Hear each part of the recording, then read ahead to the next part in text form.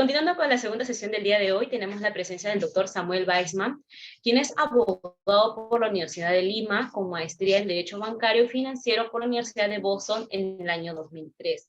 Tiene estudios de posgrados en el National Law Institute, Georgetown University en el año de 2016, en el Berkeley School of Law en el 2015, en el London School of Economics en el 2014 y en la Universidad ENSAM en el 2019. También en la Universidad del Pacífico en 2016. Es árbitro de los demás prestigiosos centros de arbitraje a nivel nacional, ético de la Universidad Científica del Sur. Actualmente es gerente legal de asuntos corporativos de San Martín Contratistas Generales S.A. El tema del día de hoy es contratos mineros. Estimado doctor, le cedemos el uso de la palabra. Ok. Muchas gracias, buenas noches a todos. Gracias por la oportunidad de estar aquí. Gracias a Bill Lawyer por la invitación. Siempre es un gusto. Y bueno, vamos a ir de lleno a la clase de hoy. El tema que me toca presentar el día de hoy es contratos mineros. Vamos a hablar sobre los contratos que son típicos y que están considerados en la legislación minera. Y luego vamos a hablar muy rápidamente, no de los contratos, digamos, propios del negocio minero, sino de los contratos de estabilidad jurídica que están considerados en la Ley General de Minería. Entonces, empiezo, ¿no? Los contratos mineros son contratos especiales que responden a la naturaleza misma del negocio minero, ¿no? Están reconocidos en las leyes especiales de derecho minero, pero también son regulados de manera supletoria por las leyes de derecho común, por las normas de derecho común, es decir, por el Código Civil. Hay algunas instituciones que vamos a ver, algunos contratos, o un contrato que vamos a ver, por ejemplo, que está regulado en la Ley General de Minería y que tiene hay un contrato parecido, podemos decir que es un hermano o un primo que está en la Ley General de Sociedades. Hablando de contratos asociativos, o en el caso del contrato de transferencia, si bien está en el Código Civil el contrato de compraventa, en la Ley General de Minería, respondiendo a las características propias del negocio minero, de la industria minera, no tenemos un contrato de compraventa, sino un contrato de transferencia. Dicho esto, les voy a explicar un poco más cómo clasificamos los contratos mineros. Nuevamente, que son especiales y específicos de la industria minera y están recogidos en el texto único ordenado de la Ley General de Minería. Los contratos mineros se clasifican en contratos principales, preparatorios y accesorios. Estos conceptos ustedes los conocen cuando han estudiado los contratos típicos del Código Civil. Los principales son aquellos contratos que tienen autonomía propia y que no dependen de ninguna otra forma jurídica, ningún otro tipo de contrato. Aquí tenemos, en el ámbito del derecho minero, al contrato de transferencia, al contrato de cesión minera y al contrato de riesgo compartido. Como les decía, vamos a ver cada uno de ellos en unos minutos. Luego tenemos los contratos preparatorios, que en realidad son contratos que contienen en sí un compromiso para celebrar un contrato definitivo en el futuro. Aquí tenemos, en el caso de la Ley General de Minería, el contrato de opción minera. Y luego tenemos los contratos accesorios, que son aquellos contratos reconocidos en la Ley General de Minería que dependen de la existencia de un contrato principal porque, por ejemplo, garantizan obligaciones que nacen de ese contrato principal. Aquí hablamos del contrato de hipoteca minera y antes nuestra ley ahí dice prenda minera, me faltó poner una rayita, eso ya no existe porque hoy por hoy hablamos de la garantía mobiliaria, que es una ley especial de aplicación general. ¿Cuáles son las características comunes a los contratos mineros? El objeto de todos estos contratos sobre los que vamos a hablar esta noche es el derecho minero o el producto del derecho minero. Cuando me refiero a derecho minero, me estoy refiriendo a las concesiones que están expresamente consideradas o contempladas en la Ley General de Minería, es decir, la concesión minera, la concesión de beneficio, la concesión de transporte, la concesión de labor general. Derecho minero, me estoy refiriendo nuevamente a las concesiones mineras. Concesión de beneficio, concesión de labor general, concesión de transporte minero. Y cuando me refiero a producto, recuerden la definición del Código Civil, el producto, en el caso de la industria minera, me estoy refiriendo al mineral, a lo que se extrae de las concesiones mineras. Ese es el objeto de los contratos mineros. ¿Cómo se perfeccionan? Todos son contratos consensuales, se perfeccionan con el consentimiento de las partes, son contratos formales. ¿Por qué? Porque requieren una formalidad que está expresamente establecida en la ley. ¿Cuál es esa formalidad? Que consten en escritura pública y que sean inscritos en los registros públicos para que sean oponibles frente al Estado y terceros. Esto está donde, lo que les estoy comentando, en el artículo 163 del texto único ordenado de la Ley General de Minería. ¿Cuáles son las normas que aplican a estos contratos? La Ley General de Minería, el reglamento de diversos títulos de la Ley General de Minería, que es el Decreto Supremo 0394-EM, el reglamento del título 9 de la Ley General de Minería, es el Decreto Supremo 2493-EM, y de manera supletoria, como les decía, aplica el derecho común, es decir, el Código Civil. Son contratos que podemos decir que son típicos y nominados. ¿Por qué? Porque están expresamente considerados en la Ley General de Minería, que es la ley especial que rige la industria minera. ¿Esto prohíbe la existencia de otros contratos? No, hay libertad. Pero estos son los contratos, digamos, que están considerados en la Ley General de Minería con las características que ya les comenté. Y nuevamente repito, estos contratos, si bien el legislador ha optado por, como vamos a ver más adelante, en el caso de la cesión minera, por ejemplo, de adaptarlos a nuestra realidad, son contratos que son usuales en la industria minera y que responden a ella. ¿Ok? ¿Cuál es la regulación, el marco normativo de los contratos mineros? Nos podemos dirigir para encontrar la regulación principal de los contratos mineros al texto único ordenado de la Ley General de Minería, al Decreto Supremo 014-EM, 92-EM. Específicamente al título 13º, que nos habla de los contratos mineros. La norma empieza con las disposiciones generales, que ya las hemos comentado. El artículo 162, que nos dice que los contratos mineros se rigen por las reglas generales del derecho común en todo lo que no se oponga al texto único ordenado de la Ley General de Minería. Es decir, prevalece la norma especial y luego, en lo que no se oponga a esa norma especial, de manera supletoria, aplica el derecho común, Código Civil. Artículo 163, nos habla de la formalidad, que ya la conversamos. Dice que todos los contratos mineros constarán en escritura pública y tienen que ser inscritos en los registros públicos para que surtan efecto frente al Estado y a terceros. Por favor, si alguien tiene una pregunta, puede levantar la mano y vamos conversando, ¿sí? Encantado de responder sus preguntas o aclarar cualquier duda. ¿Cuáles son los contratos nominados y típicos que están considerados en la Ley General de Minería? El contrato de transferencia, que está en el artículo 164, el contrato de opción minera, el contrato de cesión y el contrato de hipoteca. Antes existía la prenda minera, que fue derogada. Hoy, cuando hablamos de prenda minera, como en el ámbito del derecho civil o derecho comercial, hablamos de garantía mobiliaria y nos regimos por la ley de la garantía mobiliaria. Vamos a hablar ahora del contrato de transferencia. ¿Qué nos dice el artículo 164? Que es el contrato en virtud del cual se transfiere la totalidad del derecho minero, es decir, las concesiones mineras, piensen en las concesiones mineras, o una parte alícuota de la concesión minera. Quiero comentarles, piensen en la concesión minera y les pido que hagan esta ficción legal. Piensen en las concesiones mineras.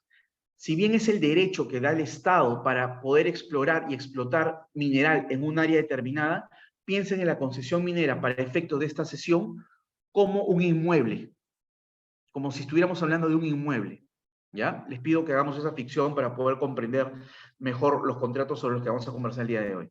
Entonces, cuando hablamos de transferencia de derechos mineros, estamos hablando de transferencia de una concesión minera, una concesión beneficio, una concesión de transporte, una concesión de labor general.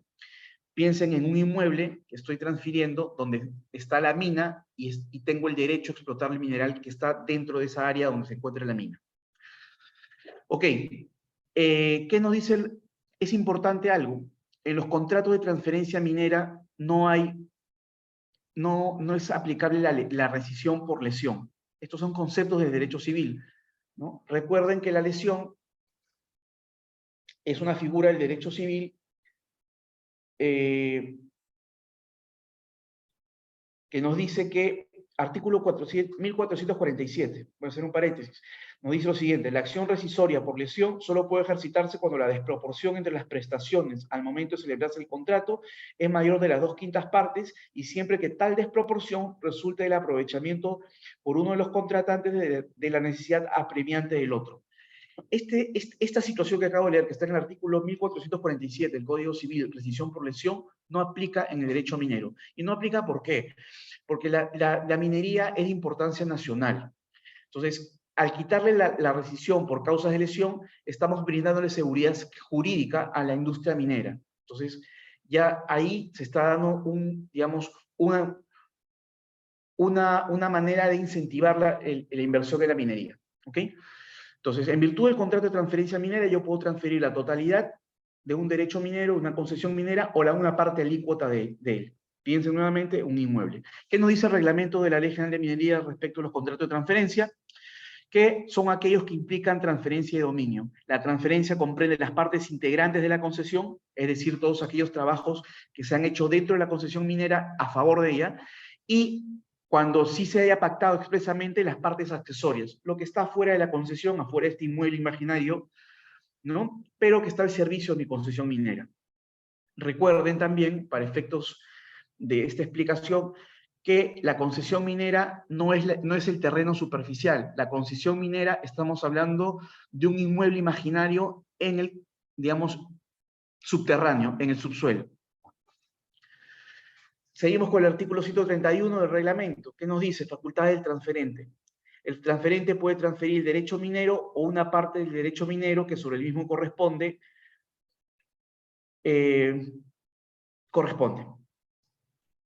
Es un poco más la idea que estamos hablando, que puede transferir la totalidad o una parte de la alícuota del derecho minero. Algo que es importante que tengan en cuenta, que es bajo la modalidad genérica de transferencia contemplada en la Ley General de Minería, se pueden regular diversas modalidades de transmisión de dominio. No necesariamente estoy hablando de compraventa. ¿Cuáles son? Permuta, donación, dación en pago, aporte a una sociedad. La transferencia, como les decía, comprende las partes integrantes de la concesión y las partes accesorias cuando así se haya pactado de manera expresa. ¿Cuáles son los elementos del contrato? El transferente es la persona jurídica o la persona natural que transfiere el derecho minero del cual era titular. El adquirente, quien adquiere el dominio sobre ese derecho minero. El objeto del contrato es la titularidad de la concesión, transferir la titularidad o el dominio sobre la concesión. Y el precio es la contraprestación que se da por la adquisición o por la transferencia del dominio sobre el derecho minero.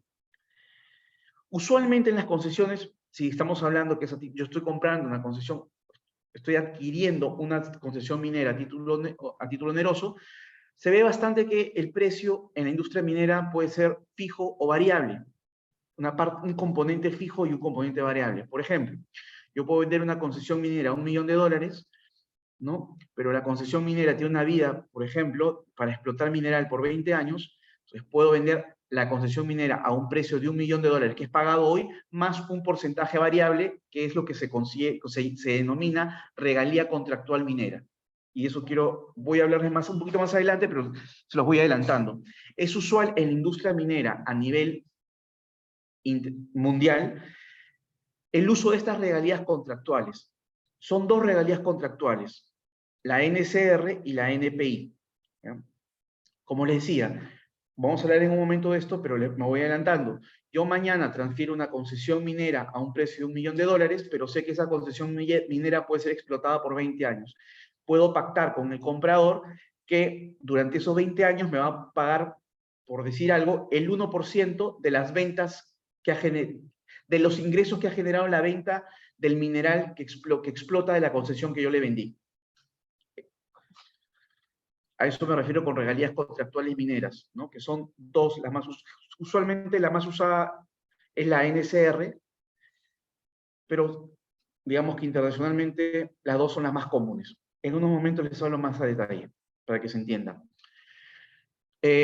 ¿Cuáles son los pactos nulos en los contratos de transferencia minera? No existe la rescisión por causa de lesión, ya se los comenté, y tampoco aplica el derecho de retracto. Recuerdan que el derecho de retracto es una figura que está contemplada en el Código Civil, por la cual el Código Civil reconoce el derecho a determinadas personas para subrogarse en el lugar de comprador de un bien. Eso no existe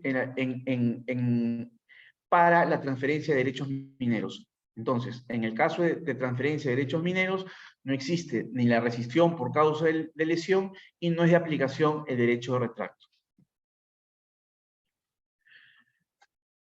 Algo que tienen que tener en cuenta y que es importante, que todos los contratos de derechos mineros, para efectos registrales, tienen que estar identificados en cuanto a su precio o valoración y forma de pago.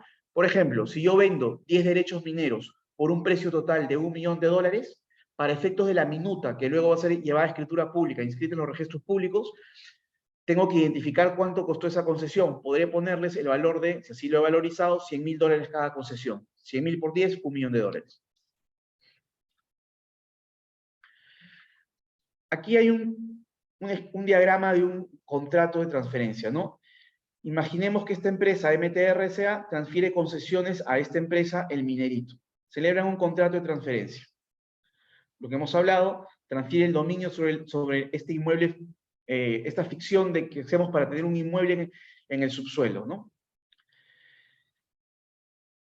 Y les he comentado de las regalías, y que habían dos tipos de regalías, ¿correcto? En este caso, por ejemplo, si pactamos una regalía, cuando MTR transfiere al Minerito SAC las concesiones mineras, el Minerito, además de pagar el precio, pagará una regalía por un tiempo determinado según lo establezcan las partes, y esa regalía será un porcentaje, por ejemplo, en el caso de la NSR, de los ingresos que el Minerito obtiene por la venta del mineral. Si es una regalía NPI, será un porcentaje del ingreso bruto que proviene de la operación del Minerito. Esto es un pacto usual entre las partes. ¿Y por qué? Piensen que es como un beneficio que obtiene el descubridor del derecho minero, ¿no? Mañana yo tengo una concesión minera, descubro un derecho minero, que es una mina de oro con mucho potencial, se la vendo a una de las minas unas compañías mineras más importantes del mundo, probablemente yo recibo un pago hoy por ese derecho minero, pero tengo una regalía por los próximos 5, 10, 15, 20 años, según lo pacte con esa compañía, ¿no? La obligación, si se establece una regalía contractual minera como parte del pago, eso va inscrito en registros públicos y es como una carga, ¿no? Para efectos civiles, persecutoriedad sobre el bien. Es exigible frente a terceros y, como le decía, tiene vocación de persecutoriedad. Es como si estableciera una carga o un gravamen sobre este bien inmueble ficticio que es la concesión minera que está en el subsuelo. Luego vamos a hablar del contrato de opción. El contrato de opción está contemplado en el artículo 165 de la Ley General de Minería. ¿Qué nos dice el artículo 165? Por el contrato de opción, el titular de una concesión se obliga incondicionalmente e irrevocablemente a celebrar en el futuro un contrato definitivo, siempre que el opcionista ejerce su derecho a exigir la conclusión del contrato dentro del plazo estipulado. El contrato de opción debe contener todos los elementos y condiciones del contrato definitivo, y el contrato de opción se celebrará por un plazo no mayor de 5 años.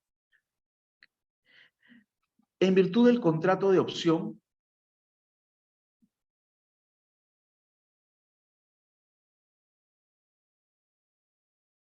en el caso del contrato de opción, como decía, es un contrato preparatorio. Por ejemplo, yo celebro, si mañana yo tengo una concesión minera, cambiemos el ejemplo para hacerlo más gráfico. Mañana alguno de ustedes tiene una concesión minera y no la está explorando ni explotando. Yo que soy una empresa minera me acerco a ustedes y les digo, permítanme explorar su concesión porque quiero invertir.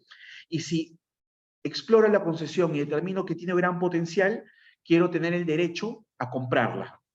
Entonces firmamos un contrato de opción en el cual se dice que si yo descubro pues un gran potencial en esa concesión, yo tengo el derecho a solicitar que ustedes a exigir que ustedes me transfieran la concesión y ustedes tienen la obligación, cuando yo ejercite mi derecho de opción, a venderme esa concesión. El contrato de opción puede ser celebrado sobre cualquiera, mejor dicho, respecto de los demás contratos mineros principales, ¿no? Puede ser sobre el contrato de transferencia o alguno de los demás contratos mineros.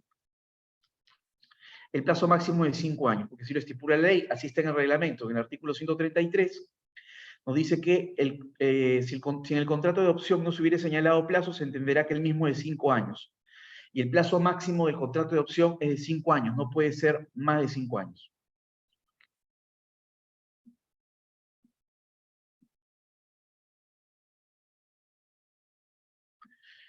¿Cuál es el objeto del contrato de opción? Que el titular minero se obligue incondicionalmente y de manera irrevocable a celebrar un contrato definitivo en el futuro. El contenido serán los que establezcan solo leerán los elementos del contrato definitivo. El plazo del contrato de opción no puede ser mayor a 5 años, porque así lo establece la Ley General de Minería y el reglamento. La contraprestación puede ser a título oneroso o gratuito, y se pueden celebrar contratos de opción sobre contratos de transferencia, de cesión minera, entre otros. ¿Cuáles son los elementos del contrato de opción? El opcionista, que es la persona natural o jurídica titular de los derechos mineros. El optante es quien tiene el derecho de ejercer la opción. Y el plazo es un máximo de 5 años, como les había comentado.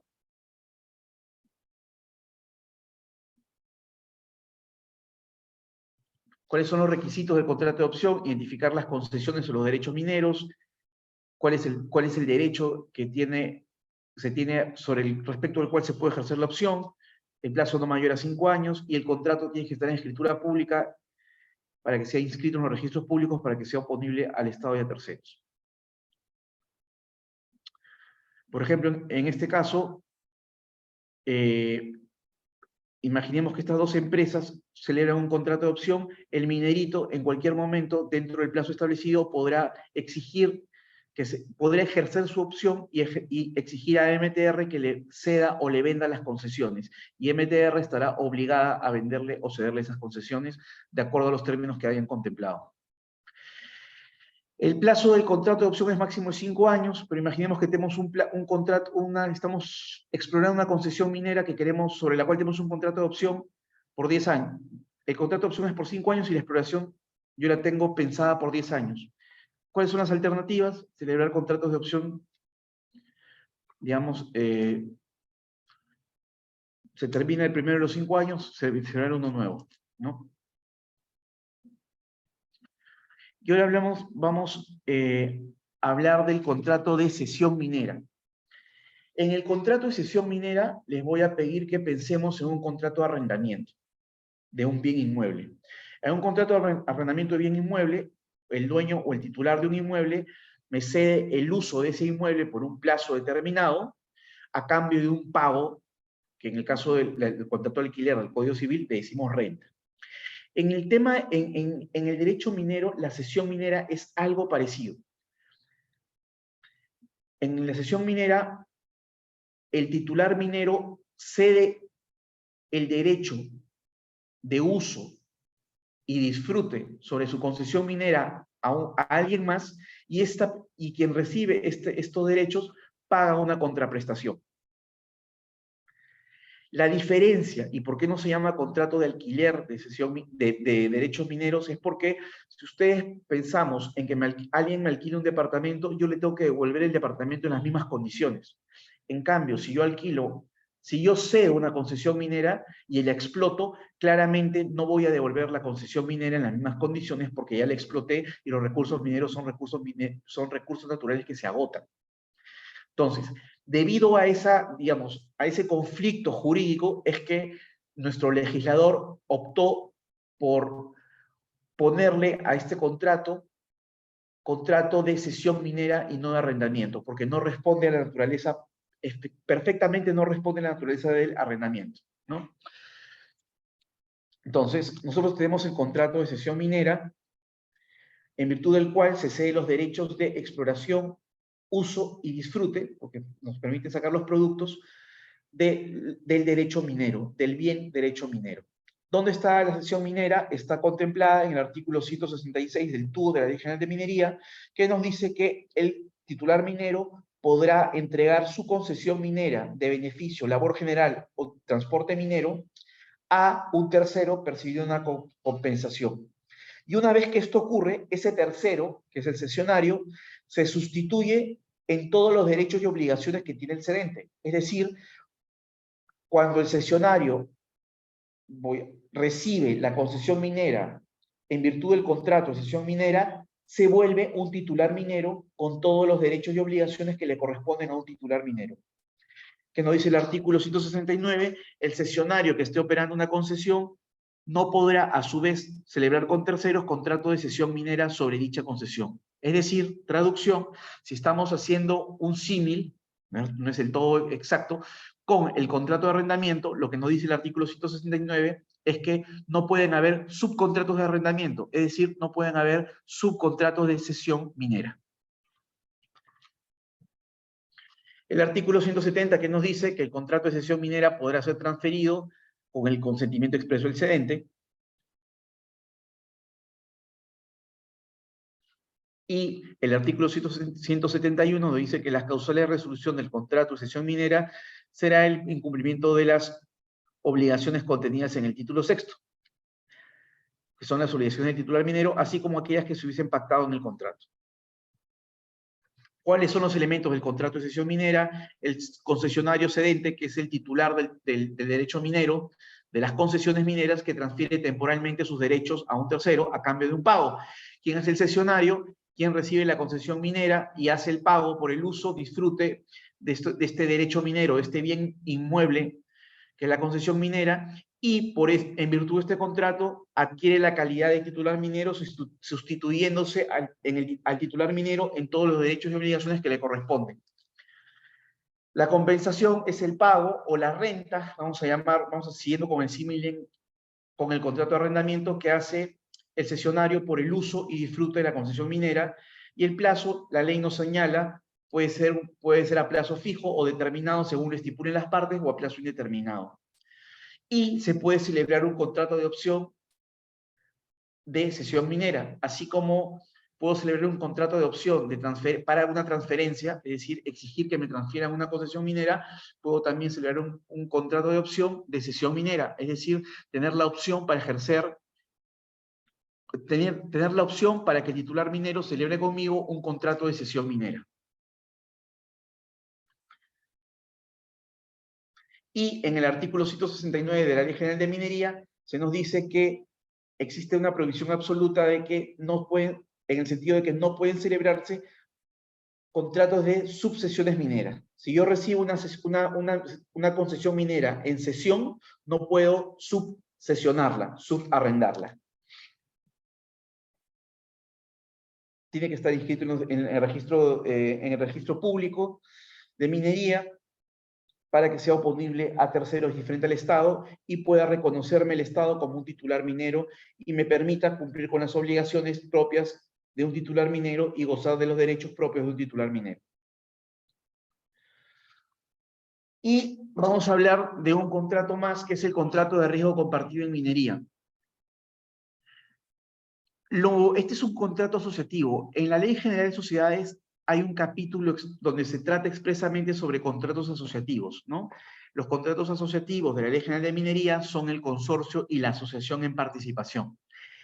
En el ámbito minero, en la Ley General de Minería, en el texto único ordenado, tenemos algo parecido al contrato de consorcio de la Ley General de Sociedades. Parecido, no igual. La Ley General de Minería nos habla del contrato de riesgo compartido. Es un contrato asociativo y, por tanto, al igual que los contratos asociativos de la Ley General de Sociedades, no genera persona jurídica, ¿no?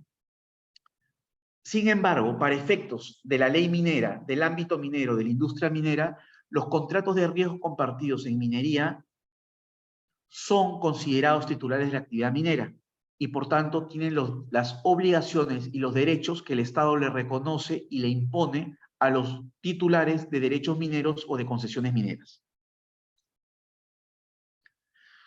¿Qué nos dice el artículo 204 de la Ley General de Minería? Nos dice que los contratos de riesgo compartido son de carácter asociativo y están destinados a realizar un negocio en común. Es decir, si ustedes se acuerdan del contrato de consorcio de la Ley General de Sociedades, son dos o más personas, naturales o jurídicas, que deciden sumar esfuerzos para llevar adelante un negocio que por sí solos tal vez no podrían llevarlo, ¿cierto? Es decir, dos o más partes se unen para sumar esfuerzos y poder llevar adelante un negocio en común que les dé beneficios. Entonces, en los contratos de riesgo compartido, en el ámbito minero, se realiza un negocio en común por un plazo que podrá ser determinado y indeterminado, en el que las partes que intervienen en este negocio aportan bienes, servicios o conocimientos que se complementan para desarrollar este negocio en común.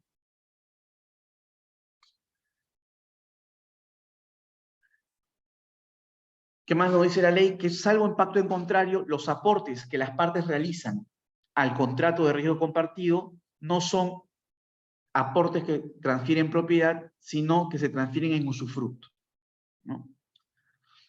¿Qué más nos dice el artículo 204? Que en el ejercicio de la actividad minera, la asociación en joint venture, es decir, en riesgo compartido, son consideradas titulares de la actividad minera.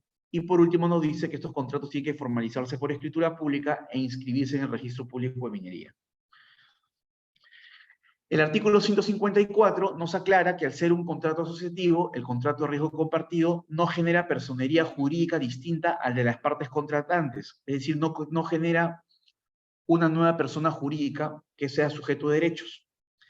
Sin embargo, y acá viene una diferencia sustancial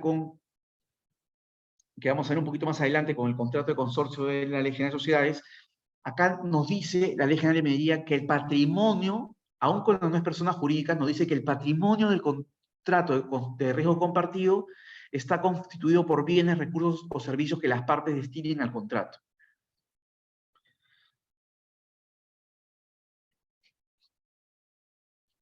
¿Qué nos dice el reglamento del texto único ordenado de la Ley General de Minería? Que las personas, artículo 151, que las personas individuales o jurídicas, nacionales o extranjeras, pueden asociarse entre sí mediante contratos de riesgo compartido para realizar cualquiera de las actividades mineras señaladas por ley. El artículo 152 nos dice que por el contrato de riesgo compartido, dos o más personas se agrupan para realizar cualquiera de las actividades previstas en la Ley General de Minería. Entonces, ¿cuáles son los elementos de este contrato de riesgo compartido? El objeto, que dos o más personas se agrupan o se unen para realizar cualquiera de las actividades permitidas por la Ley General de Minería: exploración, explotación, beneficio, desarrollo, transporte minero. ¿Cuál es el requisito? Que al menos una de las partes del contrato de riesgo compartido tiene que ser titular minero. Es decir, si voy a celebrar un contrato de riesgo compartido en minería, al menos una de las partes tiene que tener una concesión minera.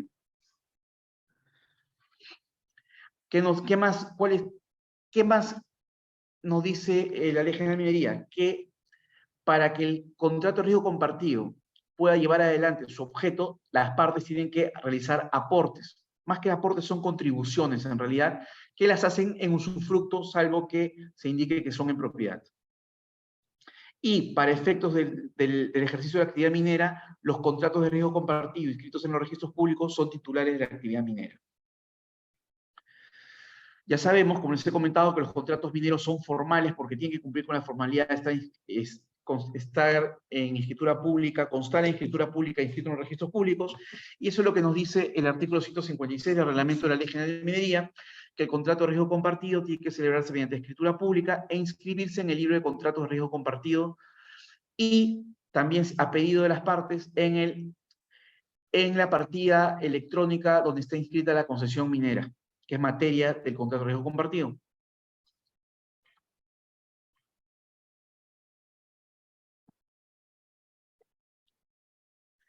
¿Cuáles son los elementos del contrato de riesgo compartido? El contenido del contrato, ya lo hemos conversado un poco, el objeto, domicilio, los aportes de las partes. Y algo que es importante y esencial, y esto es lo que quería resaltar, que difiere del contrato de consorcio que está considerado en la Ley General de Sociedades. Quiero empezar recordándoles que en nuestro país, en nuestro ordenamiento, la solidaridad no se presume. La responsabilidad solidaria es expresa, sea por convenio, por acuerdo o por ley. Entonces, ¿qué nos dice en el contrato, la Ley General de Minería y su reglamento respecto a los contratos de riesgo compartido? Artículo 158. Recuerden que el contrato de riesgo compartido es un contrato asociativo y por tanto no genera una persona jurídica distinta a sus partes. El artículo 158 nos dice, ¿no?, que salvo pacto expreso en contrario, no existe solidaridad de las partes en los contratos de riesgo compartido por las operaciones de esta. Es decir, si un contrato de riesgo compartido celebra un contrato frente a terceros, las partes no son solidarias frente a ese tercero. Pero además nos dice este artículo 158 que frente a terceros, la responsabilidad de las partes del contrato de riesgo compartido está limitada a los aportes. En este aspecto, si bien no es una persona jurídica, si se dan cuenta, el contrato de riesgo compartido para efectos de la ley de minería sí funciona como una persona jurídica. Si yo soy yo soy parte de un contrato de riesgo compartido y he aportado $1 millón, de acuerdo a esta norma, mi responsabilidad frente a terceros siempre va a estar limitada al $1 millón que yo aporté al contrato de riesgo compartido. En eso difiere de la Ley General de Sociedades, en el sentido que la Ley General de Sociedades, la responsabilidad frente a terceros de las partes, en realidad las partes responden con su propio patrimonio porque no hay persona jurídica, ¿no? No hay un patrimonio propio del consorcio, en todo caso, en el contrato de consorcio de la Ley General de Sociedades, ¿no? En el caso de la Ley General de Minería, sí, la responsabilidad de las partes está limitada a los aportes que han realizado al contrato de riesgo compartido. Frente a las partes, cada parte actúa de manera autónoma, pero coordinan entre ellas, hay un representante en común. Esto es exigido por la Ley General de Minería. La responsabilidad frente a terceros, como ya hemos visto, no hay solidaridad. Y la responsabilidad de las partes está limitada a los aportes comprometidos al contrato de riesgo compartido. De acuerdo al artículo 161 del reglamento, estos contratos de riesgo compartido tienen que llevar contabilidad independiente.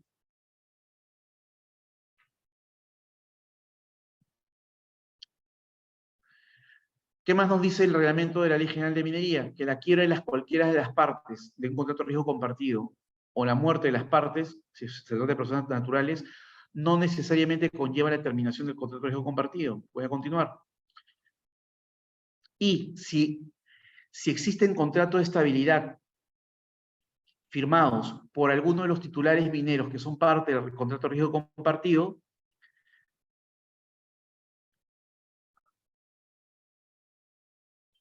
los contratos de riesgo compartido también se verán beneficiados por esas garantías.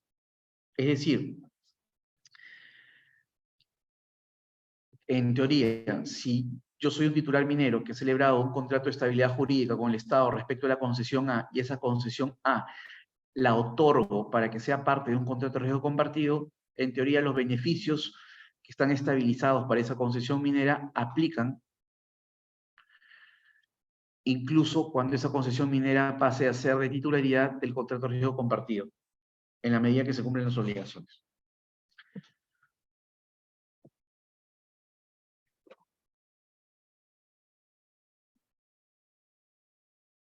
Y ahora vamos a hablar del contrato de hipoteca minera. El contrato de hipoteca minera básicamente funciona como una hipoteca del Código Civil. Pensemos nuevamente en la concesión minera, en los derechos mineros como inmuebles, ¿no? Como si tuviera un inmueble en el subsuelo. Entonces, puedo hipotecarlo, ¿no? ¿Para qué? Hasta tal como funciona en el Código Civil, es una garantía real, ¿no? Derecho real. La hipoteca minera afecta a bienes inmuebles. ¿Por qué? Porque la hipoteca minera es un derecho real de garantía. Y para efectos de la Ley General de Minería, las concesiones mineras son considerados bienes inmuebles. De manera supletoria, aplica el Código Civil y de manera supletoria, bueno, que este reglamento, son requisitos que requiere la hipoteca para poder ser inscrita. La obligación tiene que ser determinada, el monto del gravamen, la fecha de vencimiento, la valorización del bien para el caso de remate, identificar claramente cuáles son los derechos mineros afectados. Y también tenemos en minería, teníamos la prenda, ya no existe la prenda, ha sido derogado, ahora eso está reemplazado y aplica la ley de garantía mobiliaria. Y también en la industria minera no está regulado, no es un contrato típico de la Ley General de Minería, pero también se utiliza el fideicomiso sobre concesiones para los contratos de fideicomiso para que sirvan de garantías. Digamos que hasta aquí hemos conversado rápidamente de todos los contratos típicos y nominados considerados en la Ley General de Minería: contrato de transferencia, contrato de opción, contrato de cesión minera, contrato de riesgo compartido y contrato de hipoteca minera. Y rápidamente les quiero comentar de otro tipo de contratos que están considerados en la Ley General de Minería. Me quedan 15 minutos, yo creo que lo puedo hacer en 10 minutos, se lo dejo para que lo tengan presente. Voy a hablar de los contratos de estabilidad. Los contratos de estabilidad son un tipo de contratos en los cuales interviene el Estado. Este tipo de contratos están considerados y contemplados en el artículo 62 de la Constitución. ¿Qué nos dice el artículo 62? En su parte final. Mediante contratos ley, el Estado puede establecer garantías y otorgar seguridades. No pueden ser modificados legislativamente sin perjuicio de la protección a la que se refiere el párrafo precedente. ¿Cuál es la protección del párrafo precedente? Vamos a leerla. La libertad de contratar garantiza que las partes puedan pactar válidamente las normas vigentes al tiempo del contrato. Los términos contractuales no pueden ser modificados. Entonces, en virtud de los contratos ley, el Estado celebra contratos con los privados para otorgarles siempre ciertas garantías. De manera genérica, puedo decir que si hoy yo celebro un contrato con el Estado, por ejemplo, de estabilidad jurídica, probablemente lo que le esté pidiendo el Estado es que para mí, que estoy celebrando el contrato con el Estado, congele el marco jurídico que me va a ser aplicable a mi proyecto de inversión, por ejemplo, y que cualquier cambio que ocurra no va a afectar a mi proyecto porque mi proyecto va a funcionar y le va a ser aplicable el marco normativo y legal que estoy, digamos, congelando a la fecha de firma del contrato ley. Y además el Estado me va a garantizar, por ejemplo, que no me van a expropiar, que tengo libertad de mandar, de pagar utilidades cuando correspondan, va a poder estabilizarme, por ejemplo, el marco tributario. Seguramente me va a cobrar un impuesto a la renta mayor, pero me va a garantizar que no me van a crear ningún otro tributo que afecte a mi negocio.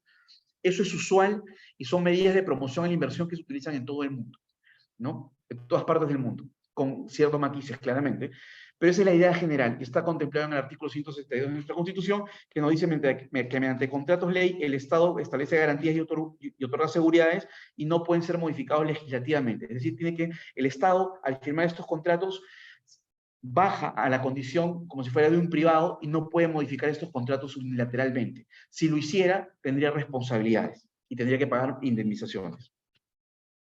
Entonces, los convenios de estabilidad jurídica son instrumentos promotores de inversión que se materializan mediante la suscripción de contratos firmados con el Estado peruano, a través de los cuales el Estado otorga garantías que aplican a los inversionistas o a las empresas que reciben la inversión.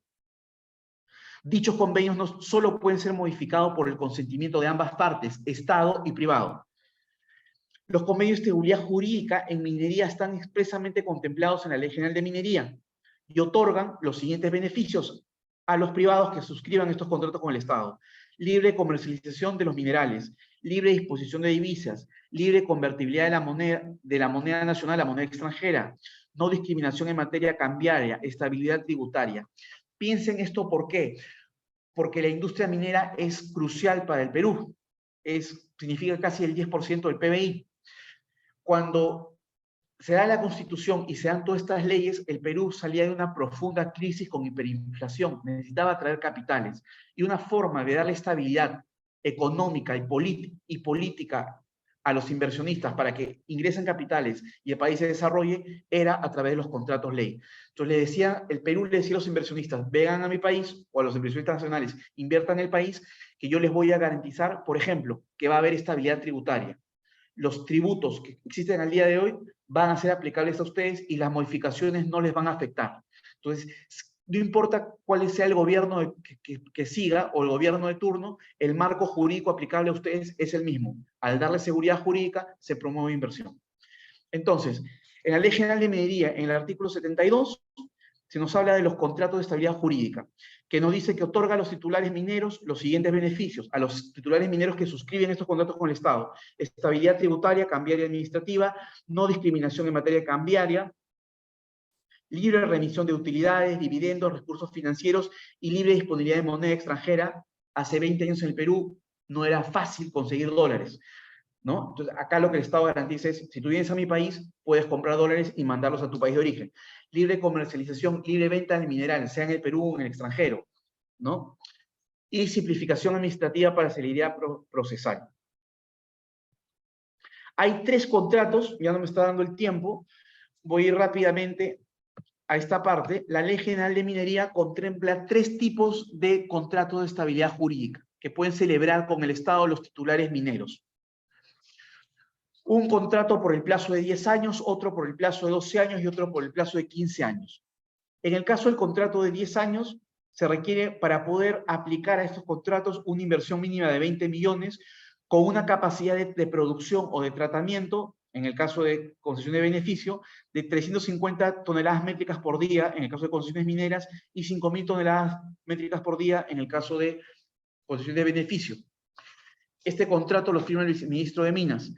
El contrato de 12 años de estabilidad jurídica, requiere una inversión de 100 millones en el caso de nuevas concesiones o nuevos proyectos y 250 millones de dólares en el caso de proyectos existentes con una capacidad de producción no menor a 5.000 toneladas métricas por día. Y el tercer contrato de estabilidad jurídica es un contrato por 15 años que lo firma el ministro de Energía y Minas, que requiere una inversión mínima de 500 millones de dólares para el inicio de proyectos, con una producción mínima de 15.000 toneladas métricas por día.